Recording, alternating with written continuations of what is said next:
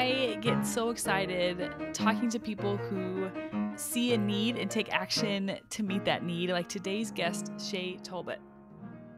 This is the Backstage Creative, the podcast that focuses on the people who work behind the scenes of theater. I'm Krista Copper. Today, I'm sharing with you a conversation I had with Shantez Tolbut, who is the co-creator of Backstage Everything. Backstage Everything is a really great platform that highlights people who highlights Black artists working in the theater world. As you'll hear in the interview, there's several different levels of engagement through education. They're creating a directory to help to highlight Black artists in the theater world. I'm just so pumped up about all of the different organizations like the La Gente Network, Maestra, Black Stage Everything, Broadway Black, the Broadway Women's Fund that are trying to show producers and directors and artistic directors that there are people who are ready to go that are women or people of color. Most of us have heard, like one of the excuses for having less diverse casts or not very diverse artistic teams is, we don't know of any women or any BIPOC or Latinx people working in the field, which I think is a cop out, and it's it's a lazy excuse. There are people, you just have to look. You just have to take a little bit longer to look. And so, yeah, I appreciate groups that are making it easy by creating directories, by doing research and working on educational programs to help elevate people who can help create a more diverse theater scene. I'm excited. I'm excited for the fruits of these labors, of the fruit, to see the fruit of the work that people like Shay are doing. I think it's just going to create such a richer theater scene, which will also help funding. I think, if more people see their stories on stage, there's going to be more bottoms in seats, I think. So I think it makes good business sense. I think it makes good artistic sense. Hopefully, if you're listening to this, I'm kind of preaching to the choir right now, and you also think the same way. Yeah, we need more diversity. And I think all of these conversations that we're having because of the murder of George Floyd, because of a very tumultuous election year, because of the pandemic, I think I think theater will be in a good place as things start to open up. She is awesome. I love the passion that Shay brings. And I was so inspired by this conversation, and I hope that you will be too as well. Be sure to check out Backstage Everything. They have a website, so you can follow them on some social media platforms as well. So here's my conversation with Shantez Tolbut.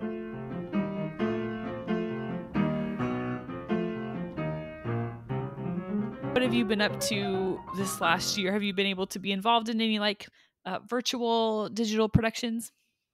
Yeah, actually, I got heavily involved in Clubhouse over the break, and I've been connecting with my theater folks and community there, and I've been a stage manager for a couple of shows on Clubhouse. Been a part of a couple of readings, and now I'm doing virtual Zoom shows. I'm stage managing virtual Zoom shows right now. Stage managing virtually sounds really complicated. What have you learned about, how to stage manage in a different format? um, to be honest, it's actually easier because of the fact that you're not like running around trying to figure out where people, are. You get to just stay in one place and let your device work for you. So in my opinion, it's been a little bit better. And also I don't have to work a light and a soundboard because there are none. And you have the technical people that know how to work for Zoom or work do the audio and stuff. So that's not work that I have to do anymore. So to me, it's actually a little bit easier, but nothing replaces live theater. Oh my goodness, that is so true. So true. Yeah. Do you have any upcoming projects? Yeah, I'm actually stage managing a show in LA through a theater company called Ammo Theater Company. And we're doing How to Raise a Freeman. And then after that we're going to do another show, but I am Not sure on what the name of that show is called because I've been working primarily on How to Raise a Freeman. So that's been pretty cool. Is that going to be in person or Zoom? That's Zoom. Hmm. Hmm. Nice. So I found out about you. I think from somehow I found myself on Black Stage Everything website. Yes. I don't know how I found. I wish I could tell you how I got there, so that yeah, you would know how people are finding it. But I'd love to hear about more about Black Stage Everything and the history. You know, kind of what prompted you to create this and what its purpose is. Yeah. So, of course, this has been a thing that's been going on for a long time, which is the racial inequity that happens on Broadway and in theater, period. Broadway is a very, or should I just say theater, but also Broadway, because it's the forefront of theater, is very white and is very male. When I got out of school and I moved to New York City, I quickly realized that my dream of being a Broadway star was very little to none, right? But I didn't know what to do about that. But during the pandemic and then the civil rights movement, it gave you some time to really sit and think about, not only the problems, but what you can do to help and what you can do to solve them and rebuild your community. One thing I've always loved was theater, and I really wanted to be a part in making it better and for making a safe place for all of us to feel included and represented. So Black Stage Everything came after realizing two things. The first one was a lot of the times when you ask theater makers why, isn't their process more diverse, or why isn't their shows or their staff or their admin more diverse, and they will always say, we don't know where to find these people. Hmm. So, number one.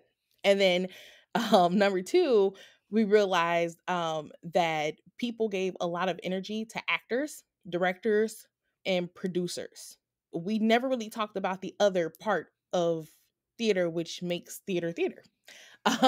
So we decided, me and my co-founder, her name is Camilla, we decided to just start with having a weekly talk on Clubhouse where we highlight an area of theater and the BIPOC people who are in the industry doing that career.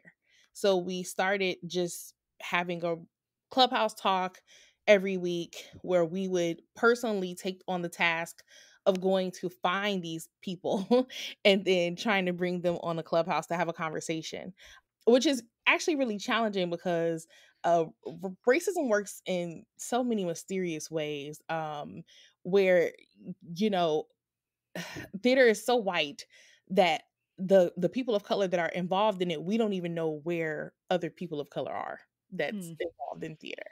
And so I want to make it my duty and my task to try to bring all of these people in one place so that we can be found. I wanted to answer the question, well, where can we find these people? And then I wanted to answer the question about how can BIPOC people find theatrical opportunities, because I feel like I find out a lot about opportunities after we see who's won the opportunity. You know what I mean? But we don't know about this award or this competition or this whatever until after they announce it on Playbill. So I wanted to find a place, well, create a like space where BIPOC theater makers can be found in the UK and in the US, because there isn't any database or anything like that I've seen, and I've been in theater most of my life, where it has those people in some type of database. Now there are a lot of databases and associations and organizations that are trying to compile their own lists. Like, for instance, if you're a black, hair and makeup person, now people are trying to create their own database for that. Or if you're a black stage manager, they have an association for that. But there's not one place where you can find all like black theater makers in one place, and you can see like their resume, their headshot, who they've worked for, things like that. Basically like a IMDb, Hmm. but for black theater makers. So that's kind of where the thought of Black Stage Everything came from. Well, I love it, and I love that you took the initiative to you saw a problem and then tried to find a practical way to help solve that problem. I sometimes it can be frustrating, to see like, okay, there's not a lot of women, there's not a lot of BIPOC, like, but what do I do about that? And so I admire people who take action. Absolutely, yeah. So when did this kind of all take off? Like when did you launch the website? Was it within the year? Yeah, actually, we just came up with the idea for Black Stage Everything in January. And we started having the clubhouse talks in January. And ever since January, for the most part, with the exception of May, because we're redoing our whole programming things, we got some really cool stuff coming up. But we've been having a clubhouse talk every single week, highlighting different areas of theater. So one, week it may be, what does it mean to be a Black lighting designer? What does it mean to be a Black technical director? One of our most successful talks was, what does it mean to be a Black theater professor? That was a well attended talk, and we had some fantastic and incredibly smart Black professors that came and really shared generously a lot of information that you usually wouldn't get any insight on. But we ended up launching the website in March. We have been working on it since early February, but I think it was late March or right at the beginning of April. And then we became a full business within the state of Florida in March. So we're building. Trying to take our time, but we are definitely building. Hmm. What have you learned since starting this back in January? Is there any like big thing that you've learned either about creating a business or interacting with people? Yeah, I've I've learned a ton. Number one, I learned that you can't be a master at everything. You know, I've never been a person to really empathize with bosses or people that were in power because I've always felt so disempowered. But now having my own thing going on, and now I'm in charge, and I have to host the meetings, and I have to do the work and find the employees and all that. Like, now I get why my previous bosses were the way that they were. Like, I wanna call them and be like, "I'm so sorry for the trouble I caused you, but I totally understand now, why you were the way you were with me, and it wasn't personal, it really was just business."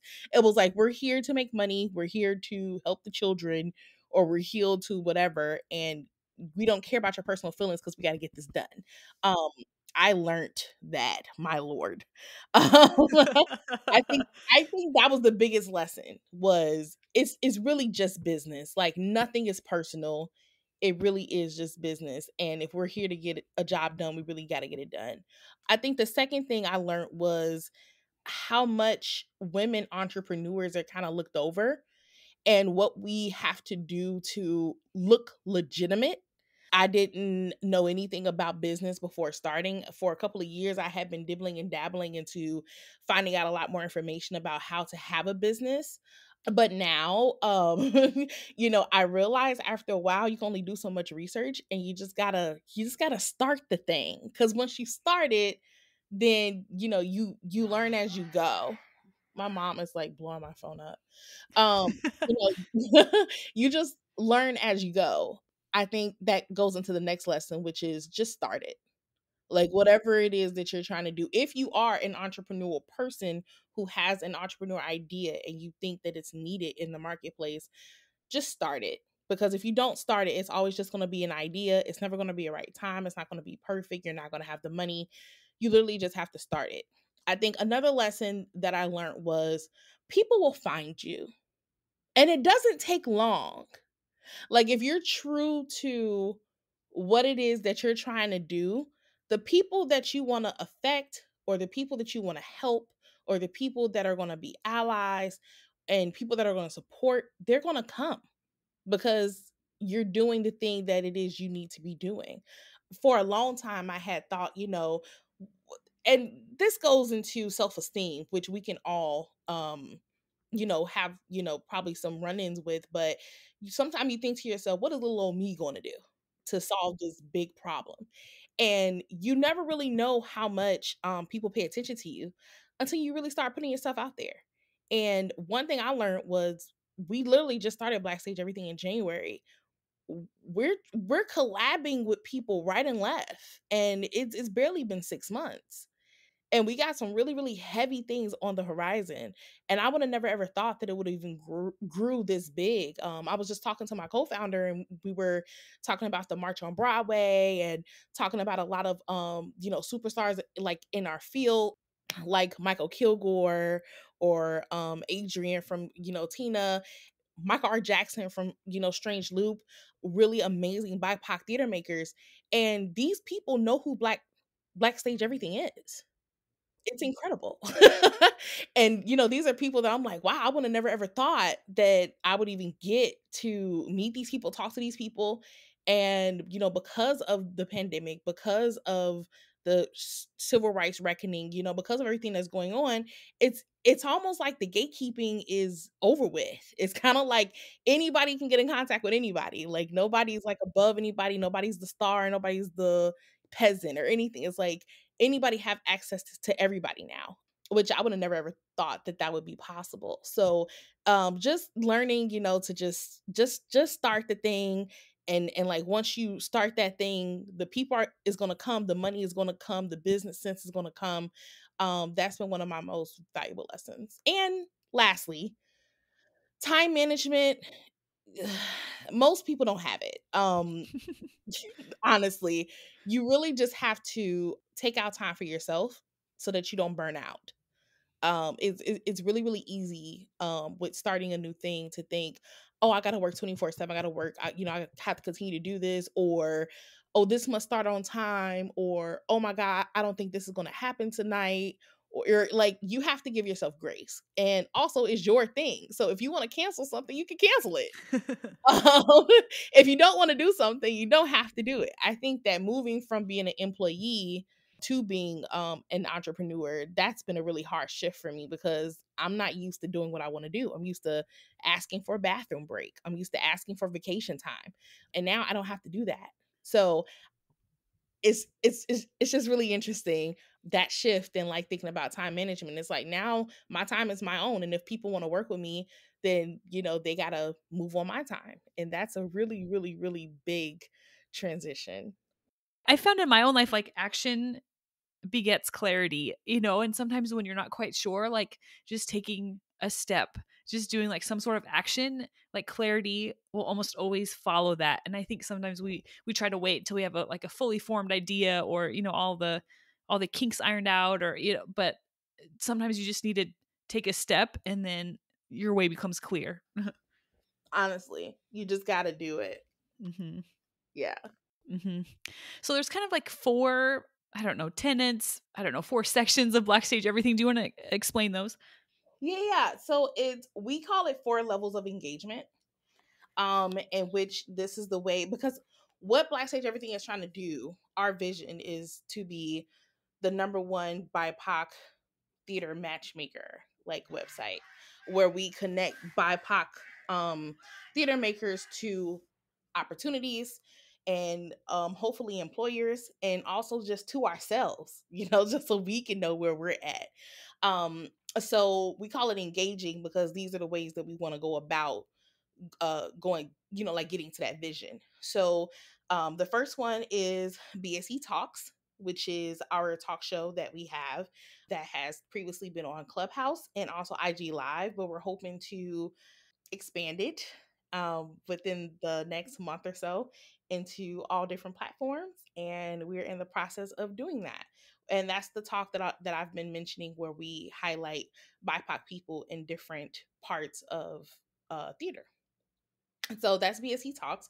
We're also hoping to expand that into a Black Theater Conference. They already have a couple, but we want to kind of like put all that stuff in one place and invite our speakers to come in person at some Black theaters, and have some inspirational talks and stuff, kind of like TED Talk but for Black theater. So that's what we're hoping to do with BSC Talks. We definitely want to continue that because it's been getting a lot of really great feedback. And also we're building our network organically. Hey, whenever you guys come and talk to us on on our platform, you now become a part of our network, and you're become a part of BSC family, so that serves that purpose as well. The second way of engaging is going to be called the BSC Connect, and our Connect is going to be our database. that we are currently trying to fundraise to get built. We kind of been shopping around, and it's going to take a couple of months to develop. So we're just giving ourselves some time and giving ourselves some grace. But what it's going to be is it's going to be a database where Black theater makers can come and register for free, and they can put their headshots, their resume, past theaters that they work for, any type of roles that they identify with, and they'll be able to be found by role and by location and by name, because we currently don't have anything like that. So we want to be the first. Our third way of engaging is BSE Lit, which is short for literature. And we are also going to be a little bit more down the line. We're going to be creating educational material to give to different departments where people have never thought about a career in theater. So, for instance, if you're a business major or you're getting your MBA, right, you can be a general theater manager.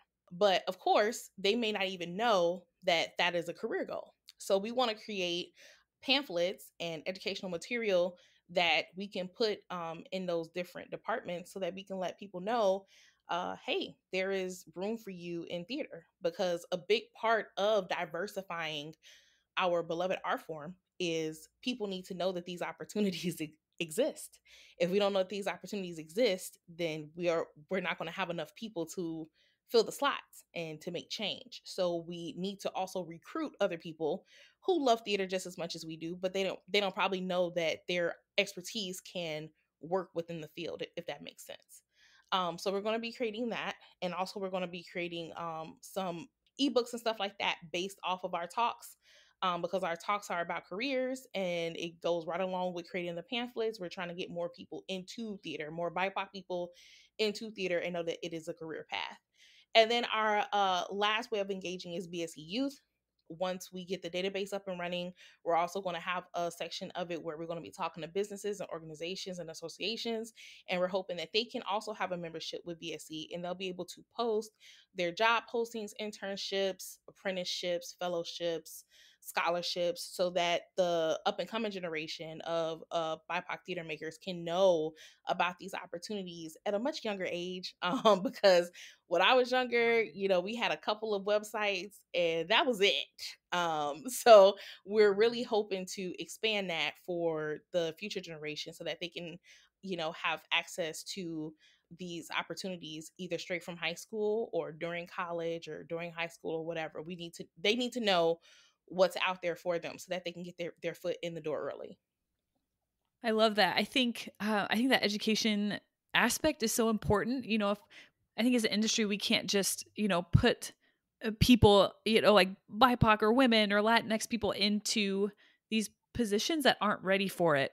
Right. That's not going to be helpful. And so I think there's an education component that has to happen in order to get a more diverse theater scene. Yeah, I totally agree. I also feel that a lot of the scope of theater is about to change with streaming services and TikTok and all of that. And we're going to have to engage our young people in this industry. Mhm. And that's why I also fight for the gatekeeping to be torn down, because the kids these days, Gen Z, I keep telling people, these kids ain't playing with y'all. Like, they about their business. They not about working for y'all, slaving for y'all, Yeah. like they want something to change, they're gonna shut this thing down. One thing we need to realize is that this up and coming generation is not going to deal with gatekeeping. They're not going to deal with it. If they want to have a career in theater, they're going to ask questions, and they're going to be loud. And not only are they going to ask questions, but they're going to put it on all social media outlets. And we know how fast something can go viral. Mhm. So if you want your place to be boycotted, if you want a a problem with a certain theater, if you want that smoke, play with Gen Z. But they're ready for you. You know what I'm saying? Like Yeah. they are not, like, these kids out here, they are 80 times smarter than we could have ever been, cuz I'm a millennial. These kids are smart, they are sharp, and they are not afraid. And so, trying to keep, vital information from them is just not going to work going forward, because they have access to everything. And so we have to grow with the times. And the way that we grow is stop gatekeeping vital information.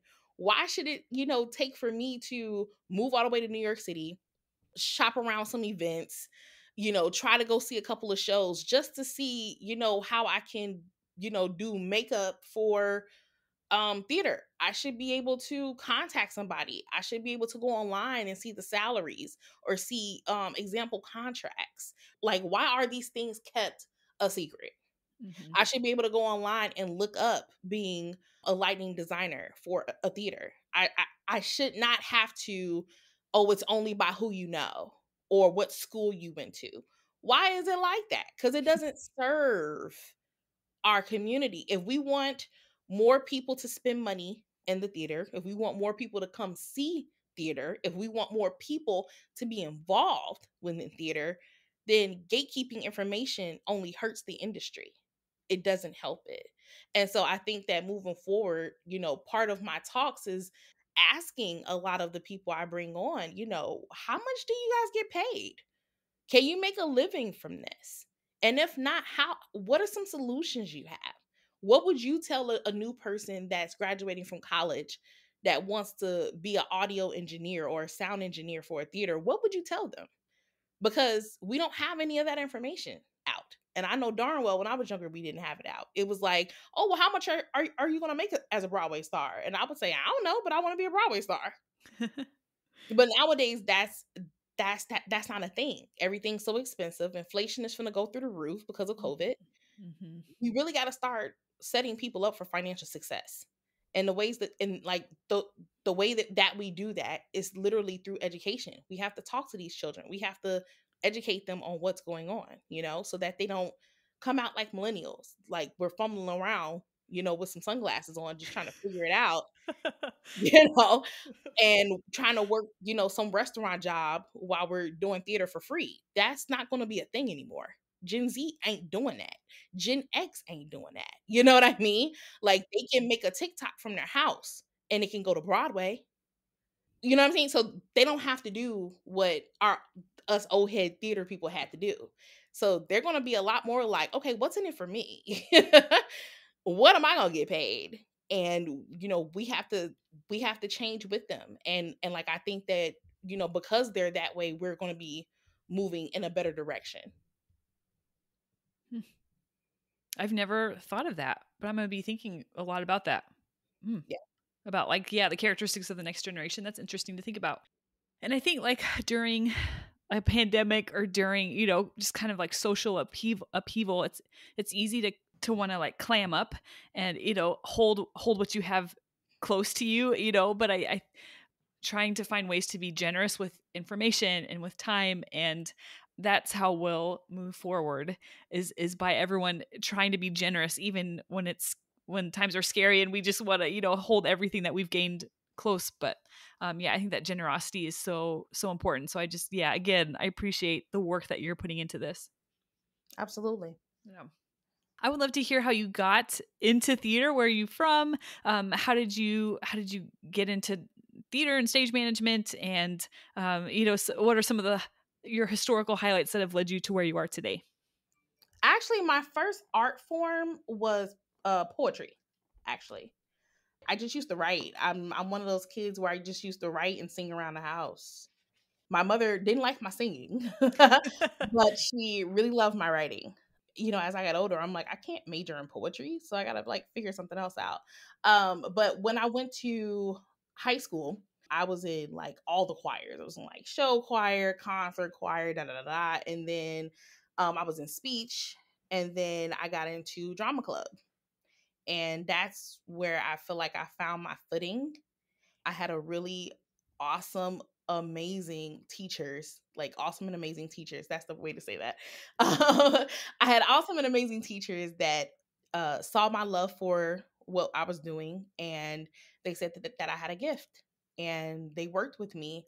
I was a low income child from the south side of Chicago, and I didn't have money for lessons. I just had a passion and a fire for what I was doing, and those teachers would give me lessons for free after school. It's been times when it's been every day for months that I knew to come after school straight to my choir teacher so that he can give me free voice lessons for an hour. And then after that, I would leave and go to drama club. And then, I would get lessons from my drama teacher. And they did that for free. Hmm. And I think that that's why I became a teacher, because if it wasn't for my teachers, I would not be anything. Like, honestly, both of my parents were handicapped. They were older, and I had to take care of them. And I grew up in some really rough neighborhoods. Everything that was around me was working against me.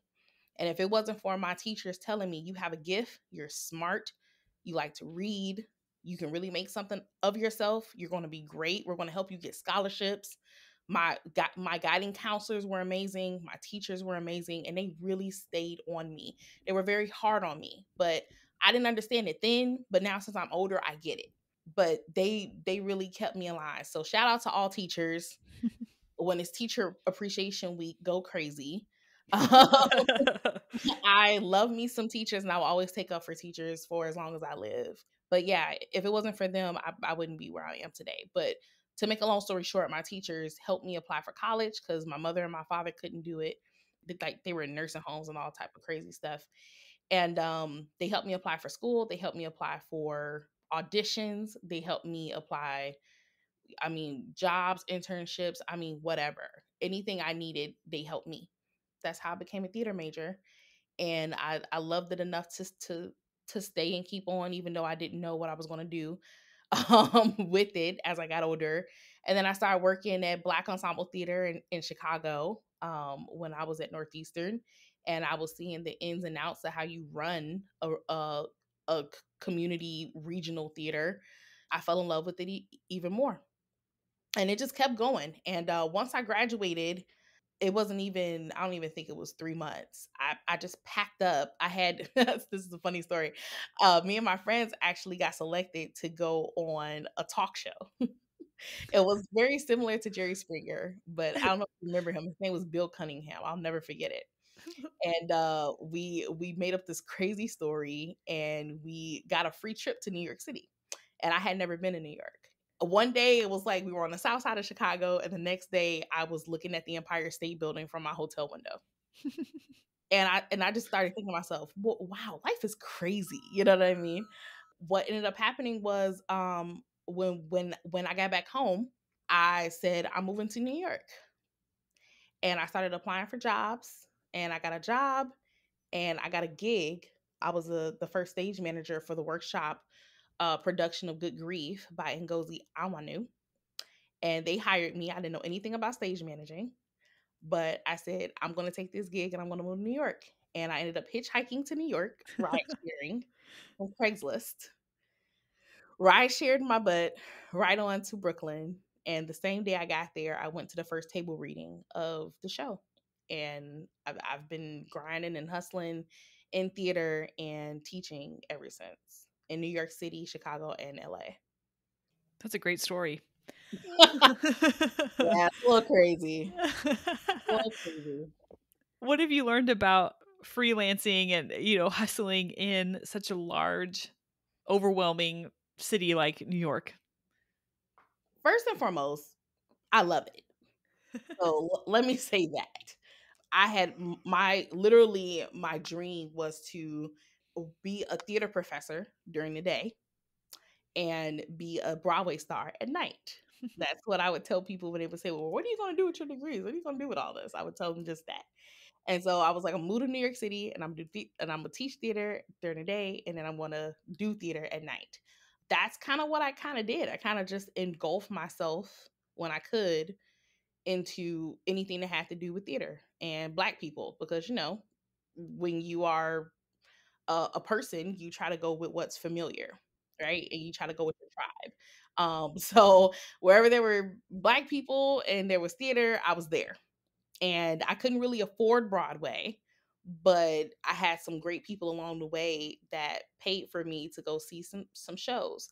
And it just reinforced how much I wanted to be on that stage. But now since I'm older, it's a little less about being on the stage and a little bit more about just doing it, period, because that's what makes me happy. But back then it was like, oh God, I want to be on the stage. I want to be the next Audra McDonald. Like that was my like goal. I want to be Billy Porter. I want to be Todrick Hall. I want to be Brian Stokes Mitchell, right? Like that was like my goal. I want to be LaShanze. But now I'm more so like I can do this, any type of way. If I'm a stage manager, I'm a stage manager. If I'm the arts programmer, I'm the arts programmer. Like whatever. Like I just want to be connected to my community. But one thing I did learn was there's not a lot of money in theater. Found it out very quickly. And in order to support myself, I had to go into teaching. I became a teacher, so I've been teaching anything from K through eighth, a little bit of everything. Ever since I went to New York, and then I would do because I stumbled into stage management.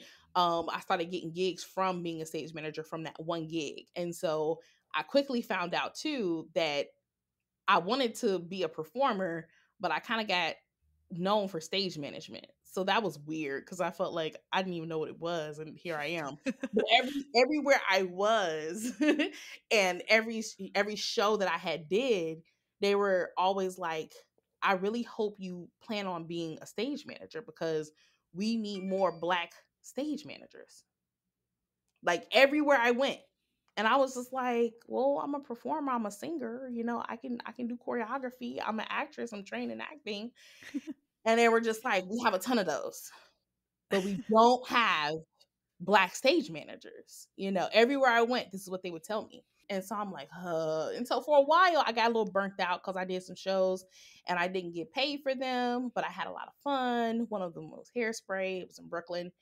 And right after that, I realized there's really no money in this, and I can't make a living. And so for a while, I was just burnt out.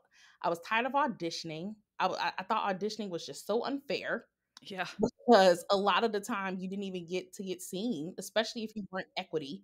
And trying to get into equity was impossible as non-union, and you're just fumbling around trying to figure out how to get into a show. I was also a fat Black woman, so that also had a lot to do with it because there's not a lot of roles in theater for fat Black women. It just is what it is. If you're not doing an August Wilson play or you're not doing Hairspray, you know, it- Mhm. or if you wasn't doing Chicago, and like in those shows, it's only like one. Mhm. They weren't hiring you for the chorus. They weren't hiring you for there just was no roles for someone that looked like me. So after a while, I just got tired of it. I'm like, I'm not even gonna put my energy in this. I'm just gonna just do teaching and just figure it out. But art art chooses you. You don't choose art. And so after a while, you get burnt out because you're not doing the thing that you love to do. And so I always had to come back to it, whether I had to teach it, whether I tried to take some kids to some shows, like it just always came back. I was just always coming back to theater no matter what I did. But I did quickly find out that there was no money in theater. And now I'm a little bit more open in what my role in theater is going to be because of the fact that I was never cool with being a starving artist. And so now I'm in school. I'm still working on that professor dream. And now I got, Black Stage everything. And, I think I'll be in the spaces that I want to be. It'll just be in a different way. But hopefully one day I'll get my dream of being in a Broadway, show on stage. But, for now I'm okay with just being connected to the community and just doing what I love. Mhm. Mhm. Yeah, like being flexible and maybe kind of pivoting a little bit. Yeah, that's so important. Yeah. When you have reached those times of burnout, how do you get the fire back? Does it come back naturally? Is it something that you like? Do you like develop? I always describe it as a choking sensation. It's like you wake up one day and you feel like you can't breathe. And the only thing that will help you breathe is if you do the thing that you love to do. That's literally how I feel when I'm not doing theater. That's literally how I feel when I'm not writing. That's literally how I feel when I'm not singing. That's literally how I feel when I'm not around art at all. I feel like I can't breathe, honestly. And it's not something that you choose. I remember when I first went to graduate school, I was trying to get a MFA in performance studies from Pratt Institute, and I took a Baldwin class, a Jane Baldwin class. He had this article. I'll never forget it. I always forget the title of it, but the whole article was just about how what the plight of the artist is, and how you don't choose to be an artist. Artistry chooses you, and how if you don't do it, your life is a living hell. It's a different type of torture, because you're tortured if you do it, because there's no money in it. And then you're also tortured if you don't do it, because that's literally what you've been put on this earth to do. So it like really is just it's a very interesting torturous situation. But I feel like as long as you're doing the thing, I feel like you feel like you're living. Even if you're struggling, you're still living, if that makes any sense. That totally makes sense. Yeah, I could relate to everything you just said. That was a great way to put it. Yeah. When you're teaching, are you classroom teaching? Are you teaching like a theater elective? What does teaching look like? Oh wow. I've done a lot of different teaching environments. I've been a classroom teacher. I've been a workshop teacher. I've taught theater as an elective. I've taught theater internationally. I've trained people in theater curriculum through a nonprofit. I went over to Africa, to East Africa, to train new hires in theater, because we were doing a partnership with them. I've been a teaching artist. I mean, I've just taught in so many different ways. I'm actually looking into teaching virtually now. I really don't want to focus on performance. I want to focus on teaching young kids what theater is, like the business of theater. Because one thing I also noticed with being in the theater education space is that a lot of these classes are just, hey, you think you want to know how to act? Come take this theater class. But theater is so much more than just the actor. And we don't have any classes on that. We don't have stage management classes for kids. We don't have lighting design for children. We don't have costume design for children. We don't have stage hand training for children. And I've always wondered why we don't do that. So my last teaching gig that I had in LA, I was teaching theater to seventh graders. My class was a combination of like we were doing some exercises in different parts of theater, but we started from scratch. Like the first day, it was like, let's define theater. What is it? What are the stages? What kind of stages are there? What's the hierarchy of a theater maker? What does the director do? What does the producer do? What do stagehands do? I feel like a lot of the time we do people a disservice by only focusing on one part of the craft. And so for me, theater education is a well-rounded education. It's not just, all right, let's hold hands in a circle and breathe and pretend you're a dog. And then, you know what I mean? It's like, I get that, but we also need to know what are we studying here? When you're studying math, you got to learn how to count.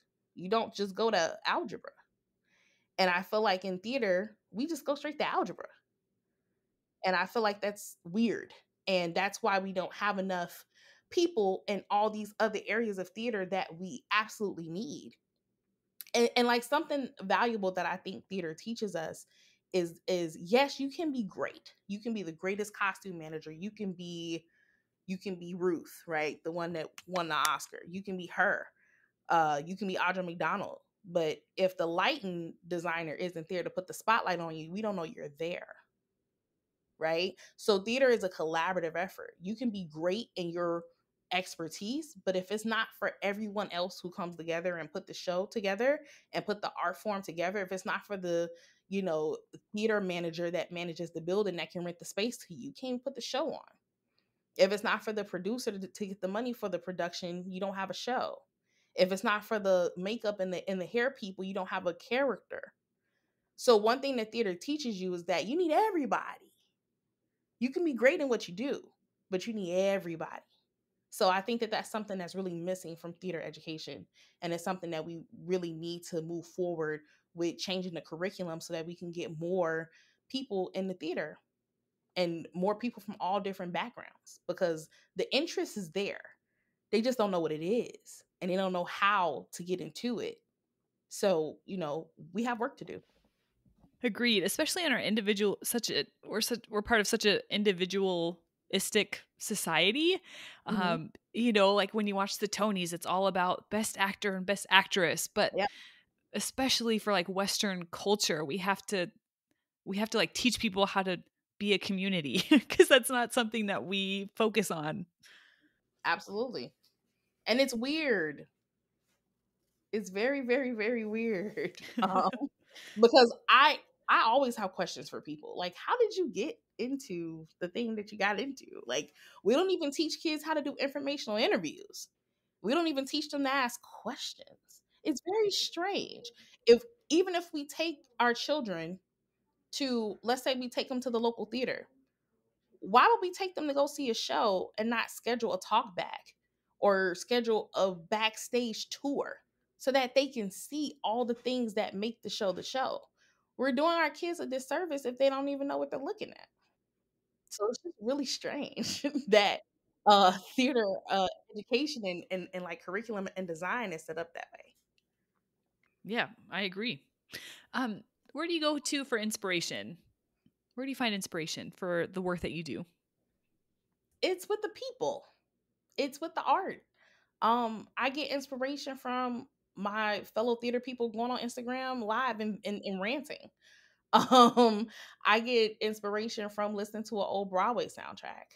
I get inspiration from seeing that somebody's posting up a job thing for a theater summer camp. I mean, just knowing that there's other people in the world that's like me and I'm not crazy and I'm not by myself in this thing, that just really inspires me. Calling my people that's in my community, and just saying, how are you guys surviving? How are you guys getting through this? How are you guys doing what you're doing? I mean, literally anything gives me inspiration. Watching a movie, rereading a great book. I mean, I literally get it from everywhere. So I can't really pinpoint a certain place. But I also decorated my first apartment last year, and I made my living room look like a literal stage, like a theater. So every time I go in my living room, I have red stage curtains up, and I bought a black fuzzy carpet, so it literally looks like a stage. And then I have like highlights, like like the small lights at the top of my thing. So when I turn them on, they look like spotlights. And then I have a black Broadway wall where I have pictures from some of my favorite Black Broadway shows with all black casts, and I get inspiration from that every time I go in my living room. So I just try to surround myself with the thing that I love. I have pictures of BIPOC icons, BIPOC women icons all around my apartment. I have playbills and stuff, hung up on my fridge.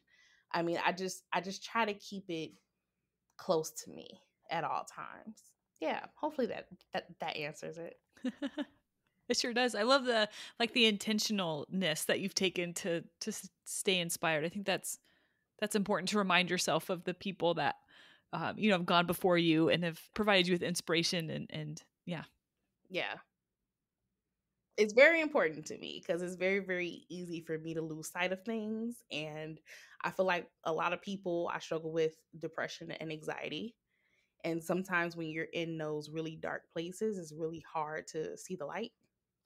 So when I get, in those moods, I don't even, so something that I found out too, which, for people who are struggling with that as well, is intentionally setting up inspirational stuff around you kind of helps you from going so deep. You know what I mean? Like when I have a bad day and then I go to my living room, it's not that bad anymore.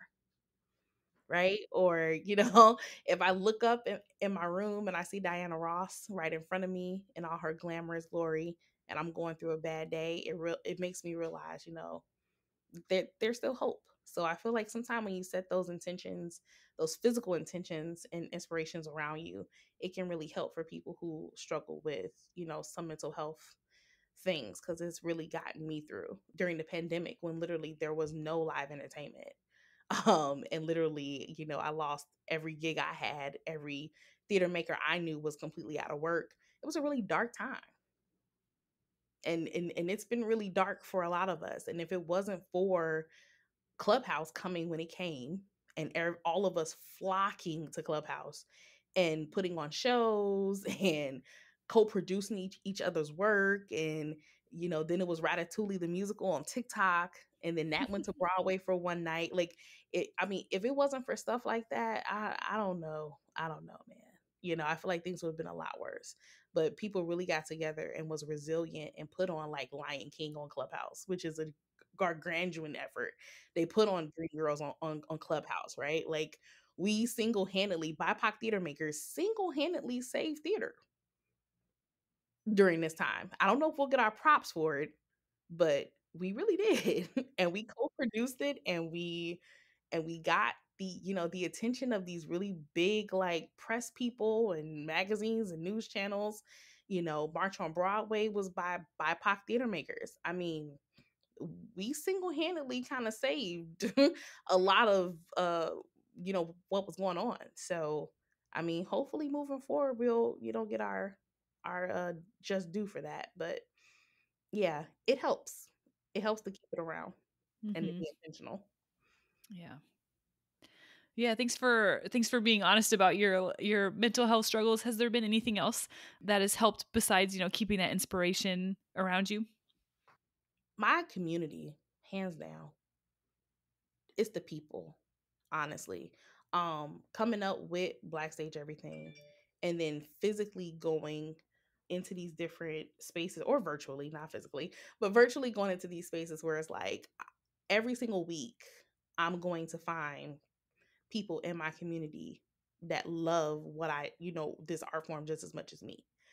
That's helped me tremendously. And I didn't think about it like that when I first started it, but now I think about it a lot different. And I'm like, wow, I really set an intention every single week to go talk and find people about theater every single week. That's something, you know, but you don't really think about it like that until, you have some time to sit back. But yeah, literally just doing my work that felt natural to me, that that that helped a lot. It was the people. Mm-hmm. I mean, I'm involved in a lot of different. I'm a musician, so I'm involved in a lot of different like music scenes besides theater. But I just there's something unique about the theater community. I think maybe it's because you'll spend like 12-hour tech week, like a 12-hour day during a tech week rehearsal together, or I don't Yep. know. There's just something really, it's just really special about the theater community that you don't find necessarily in other art communities. So yeah, I'm very very grateful for the theater community. I think it's just the community, just in the form of like we are a community. Like it takes the entire community to do what we do. Versus in a lot of other art forms, people can be known for their individual talent. But if you're not like an actor or something, in theater it's kind of like if the show wins, we all win. And the show takes a team effort. So you feel a part of something, and you feel like the winning for that thing is a win for all of you. So I feel like that's usually what I get from it. It's literally a community effort. Where in a lot of other spaces, it's not community based, and I think that helps a lot of us because we feel a part of something. It's like a family. Every time you get into a show, it's a new extension of your family. It's nothing in the world like theater to me. It really isn't. I can't speak for film and TV. I don't really do that, but I do know that for theater, I don't think there's anything like it. Mhm. There's no other art like it. I would agree with you on that. So I have one final question that I like to ask everyone, and that is, what excites you right now? That's a really hard question. I feel like I was just talking to a friend about that the other day, and I was saying it's really hard to get excited about anything right now. I don't know if I'm the only one experiencing that. I don't think I am. You're Um, not. yeah, it's like even knowing that Broadway is coming back in the fall and that things are starting to open back up, there's still so much damage. There's still so much despair. People's whole industries and jobs and stuff have been wiped away. The states are trying to take away unemployment. People are trying to find jobs. The rent memoriam is ending in June. People are going to be getting evicted. It's just so much to reopening that we have yet to deal with. And so I'm just trying to keep my head above water, and think good thoughts, I can't help but think about the struggle that the art community is going to be facing widely during this reopening time. It's going to be a lot. And we've already gone through so much. So I'm just hoping for the best. But I am excited that live performance is coming back. I'm excited for some of these theaters out here who are um, trying to really redo their anti-racist rhetoric, and they're trying to make jobs or make opportunities for people of color that are in theater. There's a lot of different efforts and initiatives that are happening right now. I'm really excited about that. There are positions available at certain theaters that would have never been open hadn't it was for the pandemic. I feel like a lot of those people retired or whatever, but I'm just excited about how we're going to be a different industry when everything opens up. I'm really excited to see the positive changes, and I'm choosing to stay optimistic. And I feel like a lot of people are like, oh, not much is going to change. They're just doing all this talk right now. But I'm like, I think we've been changed forever from this thing. And I think that nobody's going to be silent about this stuff anymore. I feel like now this stuff is in the forefront. People are going to be talking about it. People are going to, put their money where their mouth is. And, if they don't change, there's going to be boycotts and stuff. And after a year like 2020, you don't need to lose any more money. So I feel like even if the intention is money, things are going to change. And I'm excited to see what that change means for theater makers. The music for the Backstage Creative was improvised and performed by Ian Leroy, and the logo was designed by Carly Wagner.